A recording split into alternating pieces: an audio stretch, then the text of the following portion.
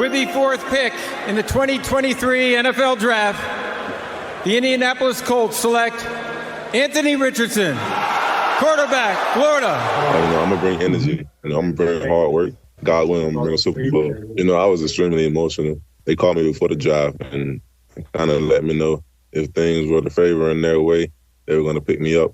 Once I seen that the fourth pick was up, I kind of had that feeling that they were going to give me the call. They gave me the call, and I celebrated with my family, and tears just started rolling down. We spent an entire day with him down at Florida. We actually worked him out. I know there were some comments made that other teams went and worked out and got to see more, but I think when we went and worked him out, we got to see a lot because we got to put him through drills with just us. And then we brought him into the building and spent another full day with him.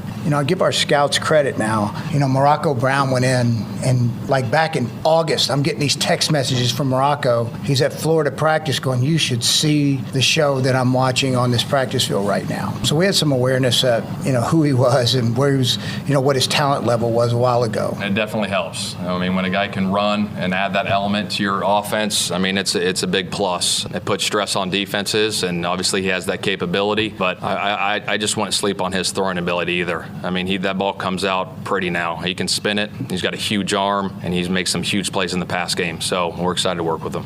And with that, the Colts have injected some life into the most important position in sports. Good Friday morning to you. I'm Kevin Bowen. Eddie Garrison is with us. Eddie, Anthony Richardson, number 4 overall to the Indianapolis Colts. And I thought this in just driving to the complex last night. If you really think back, it's been 3.5 years since Andrew Luck retired. If you want to go back probably to the final 2 or 3 years of Luck's career, the shoulder issues were obviously a big storyline.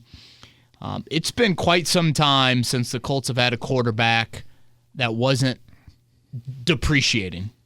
Mm-hmm. It wasn't, how long are we going to have them? How long is this going to be? Not an ascending sort of talent. And it's pretty much what I've said now for the past certainly 4 months, and really ever since Luck retired. Get the bat off the shoulders. Get the bat off the shoulders. And last night, Chris Ballard not only swung, but he swung for the slide out in the Milwaukee Brewers Stadium outfit. He tried to hit that slide out there. It's a mighty swing, and people can make the argument that is the swing that's necessary when you look at the lay of the land in the AFC in the quarterback landscape. But it is a huge, huge swing. And for that, major kudos to Chris Ballard. Been calling for it, been wanting something along these lines, and he's taken a swing. And now, I guess to continue the baseball analogy, Anthony Richardson's on base. And it's time for the Colts to do their part and support and develop him and get him to second and get him to third and eventually get him home. Or you can say he's at single A, and thank you for saying that I'm here because I am indeed here. Don't know if I'm awake yet, but I'm here. You and me both. But Anthony Richardson, 4 overall. Great intro there from you.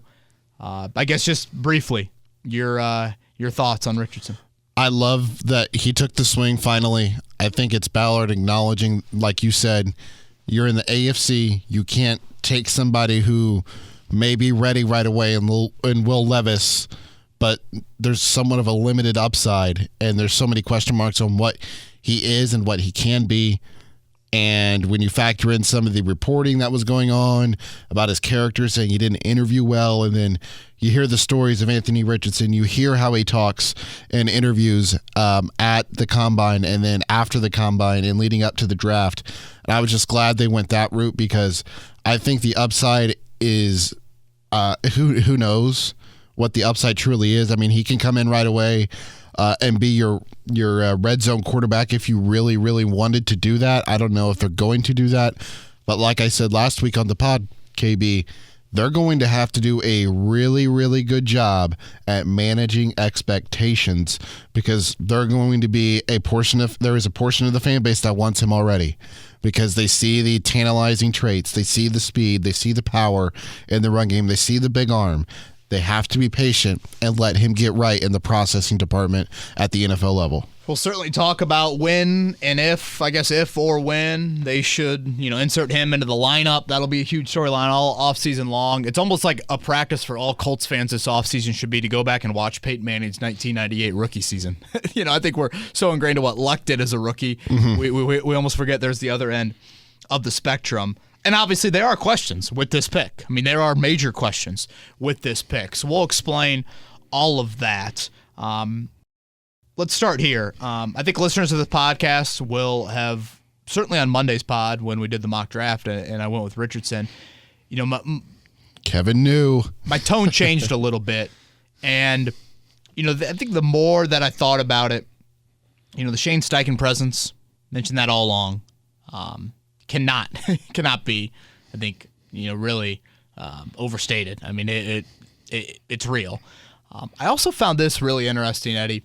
When Jim Irsay has spoken this offseason, he's pretty organically brought up the Jalen Hurts play against the Colts back in November. And it is wild to think back on that play and how, in my opinion, if the Colts somehow win that game, I think Jeff Saturday's still here. And just all the dominoes from that game. Please don't put that picture in my mind. Sorry about that. But all the dominoes. We're celebrating here, KB. Come on now. Saturday, Steichen calling that play. Jalen Hurts, of course, being a dual-threat guy. Nick Sirianni's emotion after that game. All of it. I think that play was Jim Irsay saying, man, see what 12 versus 11 can do? Mm-hmm. See what that run element can do? And more so than Levis, Richardson immediately walks into the NFL and has a dominant trait. Immediately. Levis was more of a level playing field across a little bit more traits than Richardson. So from a run game standpoint, whenever you want to play him, you strike fear in a defense. And the Colts have not struck fear as an offense into any defense in quite some time. So that is certainly where you have a high floor. The other two traits that I think you point out with Richardson when you talk about him in a positive light is the arm. In that his downfield ability is pretty darn good. Mm-hmm. And it's necessary, again, for an offense that too often, Eddie, was relying on death by 1,000 paper cuts to score. 10 for 80-yard drives just don't grow on trees, and it's hard to sustain. Defenses are too good. Penalties happen. Drops happen. You've got to create some big plays, and the Colts didn't do that. They haven't been able to do that. And that's where I think the big arm comes into play with Richardson. And the last thing that I'll point out, and it's really a special quality, it's a quality I've loved with Bryce Young, and by no means am I saying is Richardson there. But the thing that's always impressed me about Bryce Young, it impresses me about Patrick Mahomes, it impressed me about Andrew Luck, when the pocket gets muddy, when it gets chaotic, do your eyes stay up? Do your eyes stay downfield? It's not perfect with Richardson right now. I want to stress that. But I think when you watch him and you look a little bit deeper into the pressures he had against him in college leading to sacks, it's not a very high number. He was pretty darn poised when chaos occurred around him. Now, again, he still needs to clean up some fundamentals and become a better passer in those situations. But probably the biggest knock on Levis was when stuff did get chaotic around him, it got negative from a play standpoint. And I think back to the Manning cast, Peyton Manning said this quite often. Quarterback's a huge part of it is you're supposed to identify when a bad play is about to happen and make sure it doesn't become a worse play. Mm-hmm. And sometimes that's post-snap. Sometimes it is when, oh boy, that left guard didn't bring up, the free blitzer, and now I've got to make sure that either I turn this into a positive or certainly don't turn it into more of a negative. And I feel like Richardson, when you watch him, which is rare for a 13-game starter, he's got some poise in those sorts of moments. So that's where I would probably start with the positives. Obviously the age. I think he's got, this is I guess going away from him physically on the field, Eddie, I think he's got a bit of some Benedict Mathurin vibe to him. Yeah. And for those not familiar with our market or the NBA or Benedict Mathurin. Or what the cool kids say, he's got that dog in him. Yeah, dog. And I guess the Jimmy Butler dog thing is everywhere right now. Hit me, Butler. Yeah. I think it's really hard, Eddie, for any human to be really confident, borderline cocky, but yet also look in the mirror and say, I need work. Mm-hmm. And Matherin, by all accounts, has that. I mean, there's these stories that Tyrese Halliburton shared of like team playing. Matherin scored 15 in a game, and he asked Rick Carlisle if he'll come into the back of the plane and watch film with him. And like, it's like, dude, just you're a rookie. Celebrate, your night and move on. Watch Richardson in any setting. He's confident as hell, but he'll quickly mention like, I've got work to do, and I need to work, and I think I'm going to be the greatest, but I've got to work to get there. Like, he's very quick. He did it with whoever was on NFL Network last night. He did it very quickly with her of, mentioning, no more Cam Jackson. It's Anthony Richardson, the Cam Newton, Lamar Jackson sort of comparison. I'm Anthony Richardson, and I've got traits that not many quarterbacks have, and I'm one of one. He's got that tattoo, but I've got to work. And so I think that is something that is a non-starter for the Colts when they talk about how QBs are wired. And again, I think all of these QBs had that to some degree. I think C.J. Stroud's really confident. Bryce Young certainly. Again, people still around the Kentucky program talk very highly of Levis. But I do think that is a quality he has. And it's a must if he's going to reach the ceiling. Absolute must on that. Anything else, I guess, in the positive department, Eddie? Yeah, one thing. Point to? Yeah, one thing I wanted to point out, and it's something that Shane Steichen pointed out last night, is that his ability to sense pressure and just move when he knows it's coming, like he can feel it. I hadn't really watched a lot of his tape and film breakdown, and then last night I couldn't sleep for a little bit, so then I ended up watching about 15 to 20 minutes of a couple different people breaking him down, and you can see it on tape. Yeah. You can see him. Sense is a great word. Yeah, he has this sense of the pressure from the blind side, and I think that was the one thing that you and I both came to an agreement on with Levis, is that he couldn't really feel that. And that possibly led to the down year last year in terms of the injuries. But when you need a quarterback to step up in the pocket, he started to do that more as the season went on. And I think he's a quick learner in terms of when he sees something, he's able to remember it and then not let his mistake happen again.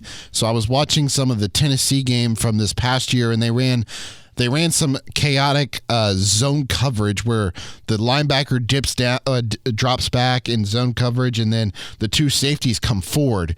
The first time it tricked him, and he just immediately tried to escape outside the pocket, and then ended up throwing the ball away or something. I can't remember. And then later in the game, that was in like the first quarter, third quarter, they came back and did it again. This time he steps up into the pocket and delivers a ball into a tight window. So I think there's a lot of growth that has already kind of happened with him, and I think that's only going to get better, because when you watch those kind of things on tape, I think that's indicative on how smart and intellectually sound this quarterback could be. Yeah, I mean, for those that care, I mean, his S2 score was above average or wherever the threshold is. I don't think it was at peak Bryce Young level or Joe Burrow or something like that, but it was still at a pretty acceptable mark. One other thing I will mention before we get into questions or negatives or however you want to describe it. Improvements. Yes, thank you, Anthony Richardson's agent, for that. Obviously, Shane Steichen's background, I've said it all along. That's why my belief is so high in a selection at quarterback. But you know what, Eddie? It's not just Shane Steichen when I thought a little deeper about it. Cam Turner, their quarterback's coach, comes from Cam Newton in Carolina and Kyler Murray in Arizona. So he's been used to these sorts of quarterbacks. If you look at their coaching staff as well, they brought over 2 assistants from the Giants. You want to talk about Brian Dable and what he did with Josh Allen, and you want to talk about that Giants just staff being creative offensively last year with kind of a dual threat quarterback. Okay, those guys, have some history with that, recent history with that. So, again, I think you're getting Anthony Richardson walking into the exact open-minded system that he would want to walk into, and that they're going to watch Florida film like no other. They're going to have some NFL concepts from their past stops that they also can throw to Shane Steichen, and they will make sure that they cater to him and not force anything down his throat. So I think that is obviously really, really important as well.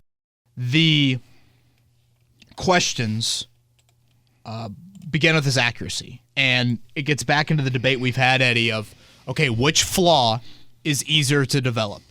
Richardson's accuracy or Levis's processing? Yeah, that was kind of the debate that you have. With Richardson, I asked Ballard this question last night. Okay, 53.8, whatever the number is, percent completion percentage.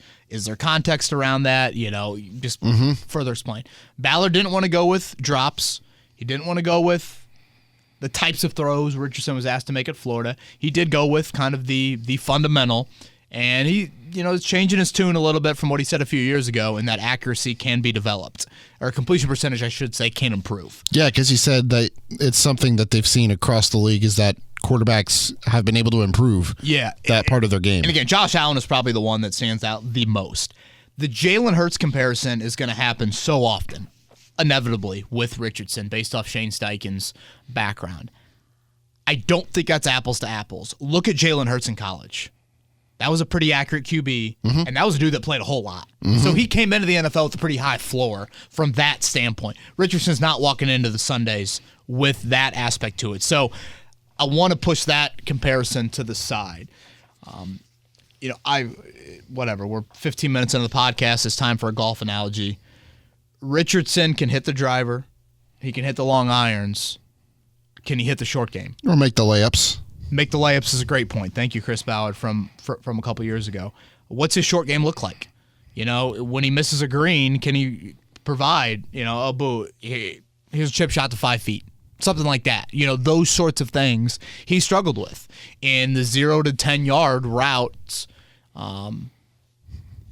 basically, I feel like when he's asked to do the simple-ish 7-on-7 routes versus air, like positional stuff you drill every day in practice, that's when he's not his most comfortable. He's almost more comfortable when it's like, let me wing it. Let me throw the fastball. Yeah. Let me not try and, just pinpoint one at 88 on the outside corner. So those are things he's got to work on. Touch for big dudes typically is kind of a difficult art to master. And I think that is a question that you would have with him. I would say if you want to look glass half full at his accuracy question. He's really good at layering the football in terms of getting it over the linebacker into that second level. You're not, again, downfield, you're not worried. Nope. Anywhere near to what you are in the intermediate short term. I think where you want to look glass half full, you don't need Drew Brees or Phillip Rivers accuracy. Like, you don't need 70%. And why do you not need that? Because he brings a run element and he brings the big ball. And that can kind of offset I don't need to look at a box score at the end of the game and see 73%. But what I do probably need to see is a completion of 34 and a completion of 42. Give me 65 on the ground. That's what you need to see for him to kind of reach his potential. Obviously, and these two categories fit together, Eddie. So I guess the other question I will transition to now, and that would be a lack of experience. You do not see quarterbacks drafted with his completion percentage number, and you don't see quarterbacks drafted with his limited amount of experience. If you look at the number of first-round picks, sub-20 starts, not a group you want to have on the side of your building. From Trubisky to Mark Sanchez to Mac Jones to R.I.P. Dwayne Haskins, Ryan Tannehill, I think, falls in that group. And these are, I think, sub-20 starts if you want to go a little bit higher. And even the completion percentage group. Sure, Josh Allen is there. Lamar Jackson is there. I think the other two are Jake Locker and Daniel Jones. So you are banking on him, being an outlier of that current group. Obviously, what you think is his age, and you're choosing to look at the glass half full of the lack of experience means the fundamentals are not etched in stone. It's still some, pretty wet cement, and it's still some pretty moldable clay. I used this analogy before, Eddie, because I still have these salt and pepper shakers from Sibby Hill's ceramics class in high school. Ooh, nice. They're horrific. They came out of the kiln just brittling, falling apart right away. And they're still working? No, not functional at all. They're simply there just to laugh at. They're the most pathetic things of art you've ever seen. That artwork to me has reminded me of the quarterbacks the Colts have ran out there the past few years. Now you have the fresh clay. You know when it comes like wrapped in that nice little plastic saran, and you get the little string knife, and you can cut and you put a little water into the clay. Like I used to love that. You love pottery or something over there? I was fond of it. I don't think I did very well in ceramics class from an execution standpoint, but the idea of it sounded good. And you know what? We're It's right that here, new man. car smell. Not ideal on that end. The idea of molding that clay should feel pretty good to the Colts. And Shane Steichen, I would venture to guess, can mold some quarterback clay better than Kevin Bowen could in sophomore year in Cunningham Hall at Cathedral. So that is where I think you are enticed by this. I would say the last question I have is this, Eddie. What does he look like in the fourth quarter of a meaningful game? What was the biggest game Anthony Richardson played in college? Oh, I know. Hold on. Was it Utah? Was it LSU? He might argue it was Kentucky because he said it, that Kentucky game was Will Levis against him. He knew the Will Levis draft hype. He knew what it meant to play in that game. And if you want to talk about an awful game Anthony Richardson had last year at Florida, it was against Kentucky. So that's my question. Because fourth quarter football is different. And you're going to be in fourth quarter moments a whole lot in the NFL.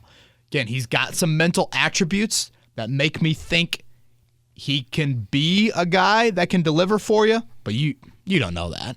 No one knows that. And Benedict Mathurin, to go back to that analogy, he at least had been in some of those big games, had played in an NCAA tournament. You had seen him in those settings. With Richardson, I don't think he can go there at all. And that's a question, and that's a legit question, because that's what separates.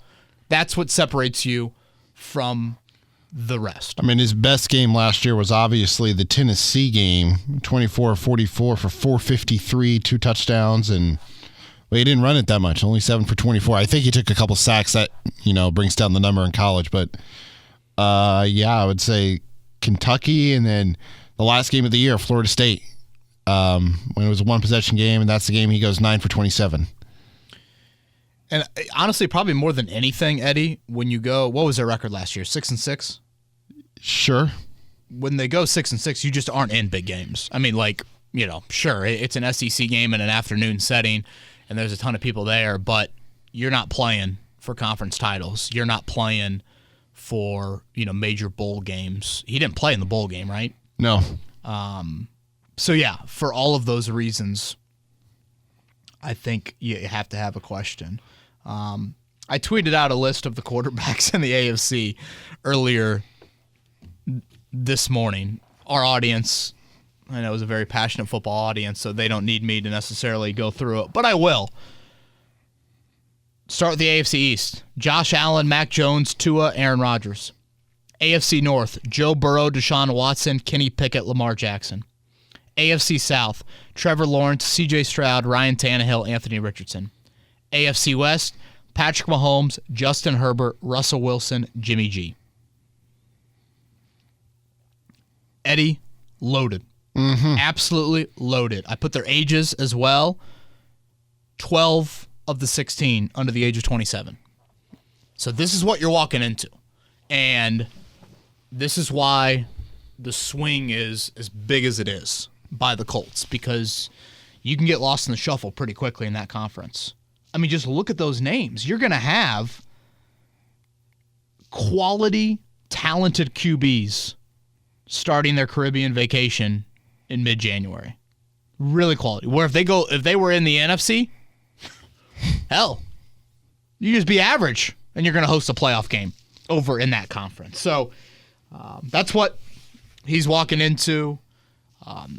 Anything else, Richardson front, good, bad, indifferent, the backflip at the the backflip at the pro day. Yeah. I guess I should probably maybe go over a little bit of that, like when the Colts got it really enamored with him.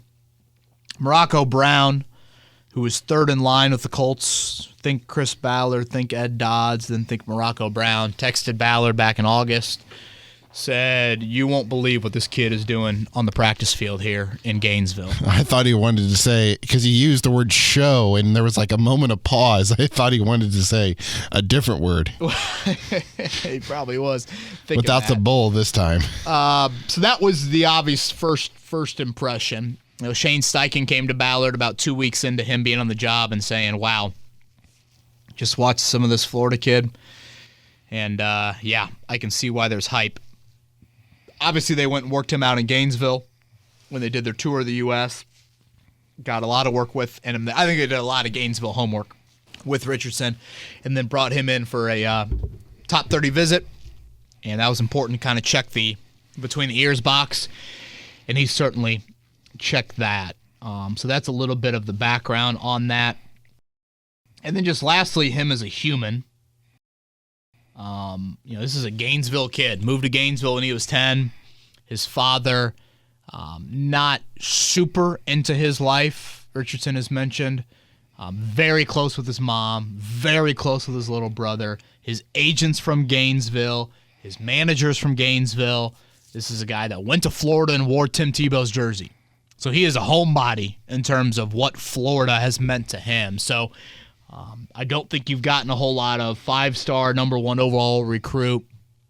Let's, go to every Elite 11 around campus or around the U.S. and all of those things. Should we get into when they play him or not? Do we have a Twitter question on that? Should we wait for that? No, let's do that at the end. He did have a speeding ticket going north of 100. That's a big number. I was talking about that earlier today on the show. I can't believe how many. I got some dude text me like, "Yeah, my buddy went 155 and a 55." I'm like, did the car blow up? I don't think I've ever pushed my car even to 100. I'm a little nervous if the Civic can get to that level. Eddie, I would have loved to have seen C.J. Stroud on the board at 4 and seen what the Colts would have done. Me too. I think that's more of a debate than people think. Obviously, the whole contentment with life not Richardson at 4 is wild to me. Like, what would the Colts have done had Tennessee traded up and taken Richardson? We do have a question on that. Okay. I can hold off maybe on that end. You said you want to do playing time at the end? Yeah. Okay. Should we get into Twitter questions? Yeah, let's do that. Okay. What do we got? Andy's Twitter question is first, and he said, "I want to understand Chris Ballard and Shane Steichen's thought process regarding how they talk about accuracy being so important. Was it a smoke screen, or are Anthony Richardson's physical traits just that good?" Well, you certainly can't ignore the backside of that. His physical traits are really good. I think when they talk about him as a thrower, they don't feel like the motion is poor. They just feel like it's a little bit more footwork. So it's not having to retool what he's doing from a shoulder-arm standpoint. It's more of kind of the lower body, lower base. You think they have Tom House already on speed dial? Yeah, I know his quarterback coach, people think pretty highly of, but yes, I mean, that could be a Tom House down the road sort of thing. With the accuracy element, again, Ballard said several years ago, you can improve it. You can't improve it drastically. Clearly, he's changed his tune on that. Or, again, maybe the physical traits just outweigh the need for accuracy. And I mentioned this earlier, but, again, you don't need Breeze and Rivers 70%. If he can get to 63, 65, and the physical and the other traits are still there, the deep ball and the running ability, this dude can play at a really high level. Really high level. Obviously, that's a big jump, though, to go from where he was at in college.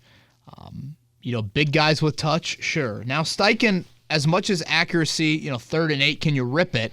He was the one at the combine saying, I think you can develop it. So that's where you have put something on the plate of your coaching staff. And you've said, all right, here you go. You feel like you can get more out of him there. Can you get more out of him? So obviously, that'll be a huge part of this. Yeah. Kudos to Ballard, too, on letting Steichen have a say, I would assume, in this. I would agree. Because I think this screams Steichen. Because, as you mentioned, and as Chris mentioned, that he came to him and was like, hey, this kid's pretty good. Yeah, and I've been calling for that. And I've been, I think I've had a fair critique on Chris Ballard and his tenure. This is a swing. This is a swing that I think Colts fans have got to be super intrigued and just, all right, here we go. We're finally doing it. And you've signed a coach for 6 years that's worked with some similar backgrounds. See how all of this can unfold, and it can happen. So kudos to Chris Ballard for finally doing and trying to walk down the path that should have been walked down before this draft. All right, KB, you can answer the question now. This is from Derek. What would the Colts have done if the Texans did not move to number 3 and someone else moved in for Anthony Richardson? Thank you, Texans.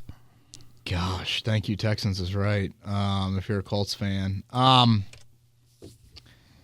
Yeah, because clearly, they've taken Levis at 4. Can you imagine? You see where he's at now, yeah. I have no idea, Derek. I asked Chris, did you talk to Arizona? He said yes, they did. But, that could be as simple as hey, how's it going? Yeah, but I'm thinking to myself, obviously Houston had a whole lot they could offer, and they did offer. Mm-hmm. And then Arizona traded back up, right? Yeah, that was weird. Paris Johnson.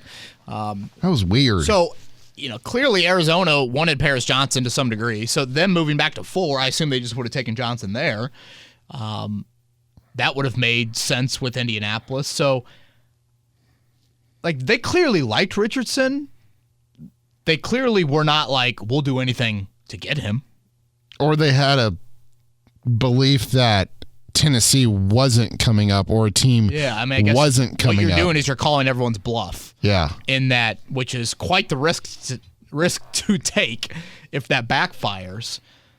I had heard from someone not Ballard related, they were listening to trade back calls. Not surprised. Which is just, fascinating to me. Because don't you think Richardson goes 5 or 6? You think Seattle would have? Just Seattle, or who was trading up to 4? Would that have been the team that obviously is trading up to take him? So, again, I had felt like the Levis stuff was just a bit overblown. Colts Levis stuff, clearly NFL Levis stuff was overblown, and I thought it was just a tad overblown on that aspect to it. Help me make some fall to 30, whatever. Hell no. Help me make some dollars though. Well, and if you're ESPN NFL Network, you're darn happy to lead off with that storyline tonight here. Someone asked me a little bit earlier, and this is an honest question. This is on our morning show. Outside of running fast and jumping high, give me the Richardson trait that makes him a good quarterback. And it's a fair question. Again, the run trait, certainly. From day one, you now have one of the most dynamic quarterback running back duos in the NFL. Mm-hmm. The other 2 traits I would point to is the big arm, and then the last one would be that poise element. Now, you've got to fine-tune a whole lot, mm-hmm. and you've got to take some big jumps in other places. But if you're going to look at traits that make him, right now, I think worthy of taking this chance, it would be that. It'd be the legs, it'd be the arm, and it would be the poise. And poise is critical. I think you guys have heard me talk about that. That's probably why my infatuation with Bryce Young, who I do think was pretty elite in the Colts' minds, by the way. I do. Why that was such an important element. I'm intrigued by... Oh, I just lost my train of thought. You want to toss the next question at me, and maybe you'll regain it? Yeah, maybe. Bailey's Twitter question is next. How would you feel if the Colts drafted Michael Mayer, great inline blocker, and a weapon for Anthony Richardson for years to come? Obviously, I love Michael Mayer. I thought he was one of the finest players I've ever seen play at Notre Dame, to be totally honest with you. I like him. I like how he's wired, all of it. Wideout means more to me right now, Eddie. Wideout means more to me. And there's an element tonight that I think you have to look at 35, which doesn't it just scream a Chris Ballard trade back? Yeah, considering the talent that's there right now. You've got Joey Porter and Mayer and Levis, and he's the king of adding another second or adding another third, or he doesn't have that second round pick, that additional pick in a round until round 5. Mm-hmm. I think there's got to be an element of rely on the tight end cornerback patience, or I should say depth in this draft. Like, what's scarce? I think wideout's more scarce than tight end and corner. So I'd go wideout, particularly in the type of wideout. Whether you think it's Jalen Hyatt, whether you think it's Mingo, whether you think it's Tyler Scott, who I mocked to the Colts, like that, those are the types of guys I think that wideout room needs, more so than the other ones. I know a lot of people have mentioned Joey Porter Jr. Loved him at Penn State. Love the pedigree, of course. So maybe that is a route that you would go, but I still think when you talk about Richardson's arm and the speed element, I would be I'd be looking into that down that path. I'm a big fan of Trey Palmer out of Nebraska.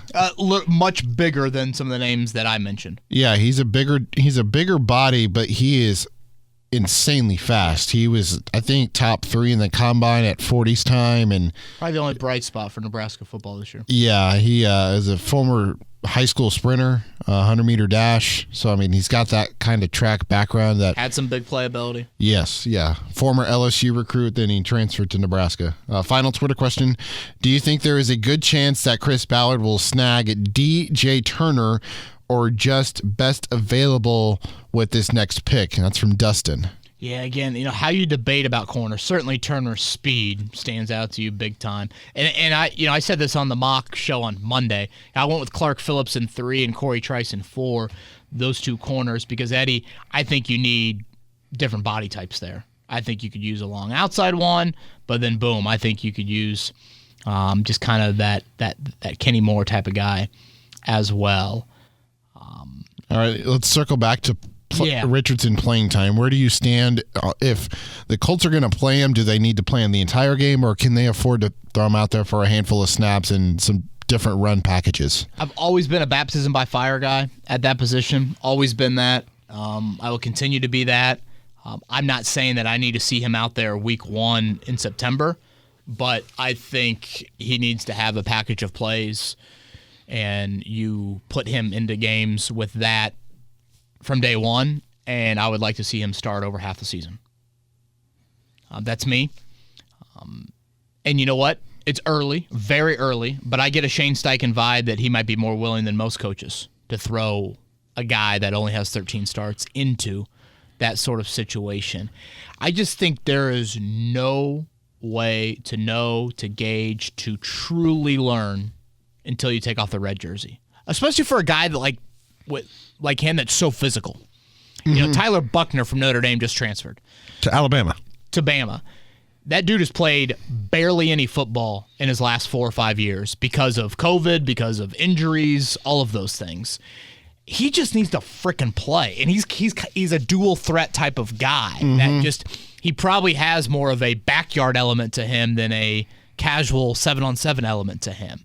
I thought one of the biggest issues with Jacob Eason was just limited experience. And I'm saying the same thing right now with Trey Lance. How do you truly know with Lance? Mm-hmm. What, 1 game at North Dakota State his final year, and now has had the injuries, and now seemingly he's behind Brock Purdy. So I just think with these guys, you have got to play them. Mahomes also played a good amount at Texas Tech.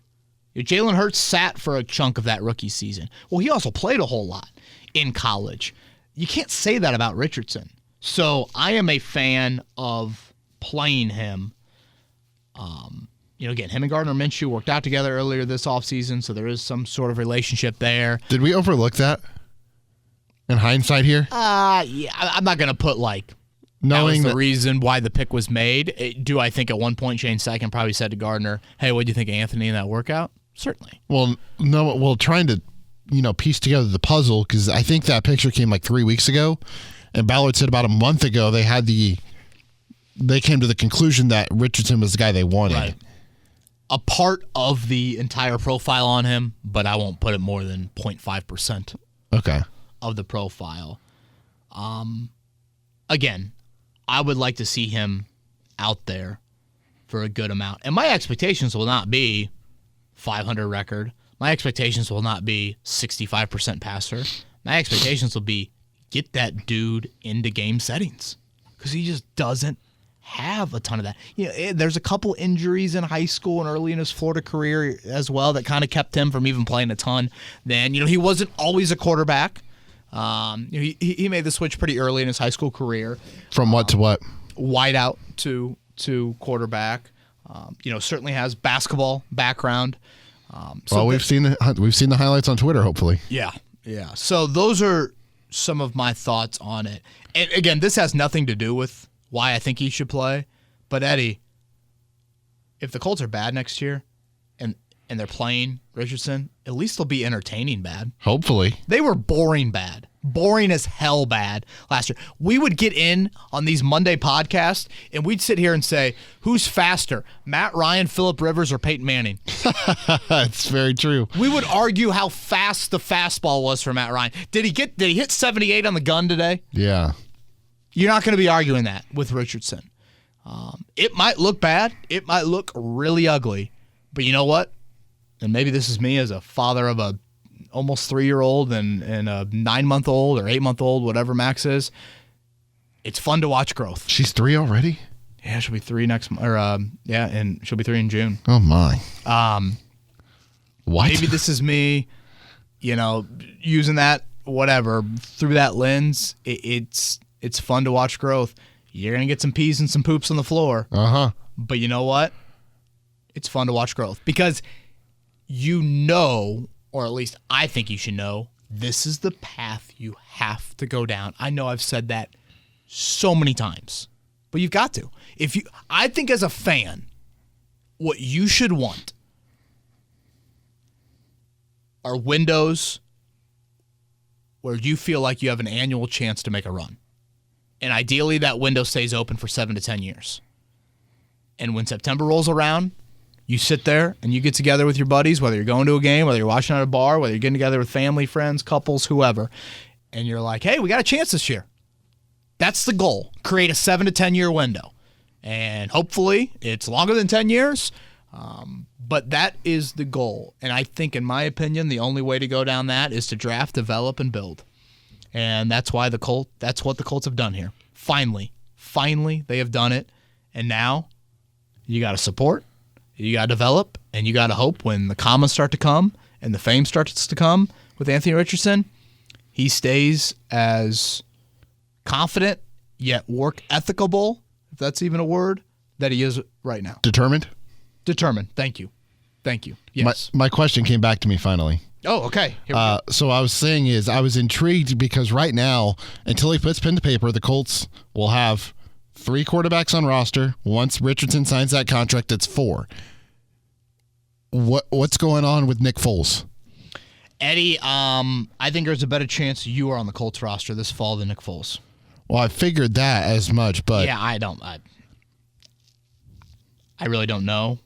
Someone had brought up, well, if they draft Hooker, they might have he would start the year on PUP, and I don't have an explanation for you. It was on my list to potentially ask Chris Ballard, but I know he's not. It's more just for our curiosity than anything. And so I just have other questions that I consider more important to ask him. I can give you his response. We'll work through that. Yeah, that's good. Honestly, tonight, if I get the chance and the presser ends, I might throw it out there as he's walking off the podium. I was texting him last night afterwards.